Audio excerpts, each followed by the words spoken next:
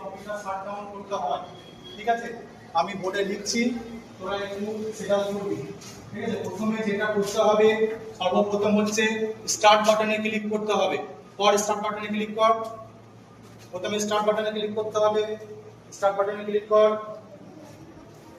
Click start বাটনে click করার পর ওখানে দেখবি পাওয়ার বাটন আছে, ঠিক একটু উপরে পাওয়ার বাটনে ক্লিক করবি। পাওয়ার বাটনে ক্লিক করার পর শাটডাউন আছে, শাটডাউনে ইউপিএস সুইচ অফ করতে হবে। করার পর ঠিক আছে, বোর্ডে সুইচ অফ করতে হবে। আমি একটু লিখে দিচ্ছি, ভালো করে খেয়াল করবি। ঠিক আছে, ঠিক করে দেখতে হবে যে কিভাবে আমি সিস্টেমে লিখছি। দেখ, প্রথম প্রশ্ন হচ্ছে যে কি করে কম্পিউটার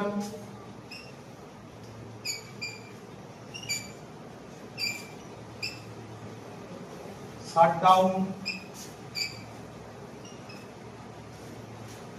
করতে হবে।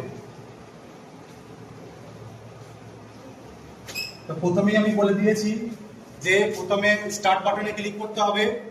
স্টার্ট বাটনে ক্লিক কর। স্টার্ট বাটনে ক্লিক কর, তারপরে পাওয়ার বাটনে ক্লিক করতে হবে। পাওয়ার বাটনে ক্লিক করার পর শাটডাউন বলে অপশনটা আসবে, সেখানে ক্লিক করতে হবে। শাটডাউনে ক্লিক করার পর ইউপিএস এর সুইচ অফ করতে হবে। ইউপিএস এর সুইচ অফ করে দেওয়ার পর বোর্ডে সুইচ অফ করতে হবে, তাহলে কম্পিউটার সিস্টেমেটিক্যালি অফ হয়ে যাবে। আজকে এটা করা হচ্ছে, তারপরে যেটা দেখাবো সেটা হচ্ছে কম্পিউটার কি করে ওপেন করতে হয়। ঠিক আছে,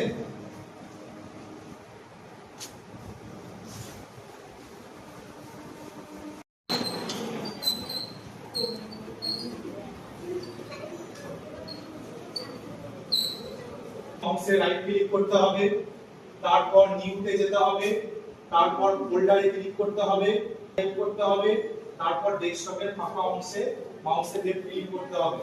ঠিক আছে, তোরা যখন করবি আমি তাই লিখছি একটা, তারপরে সেটা দেখে দেখে করতে হবে। এদিকে চলে এদিকে আমি একটু দেখাচ্ছি।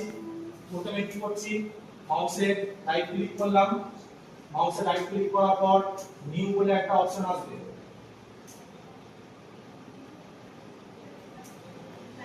নিউ বলে অপশন হলো, নিউতে যাওয়ার পর এই পাশে থেকে একটা ফোল্ডার বলে অপশন আসছে, সেখানে ক্লিক করব।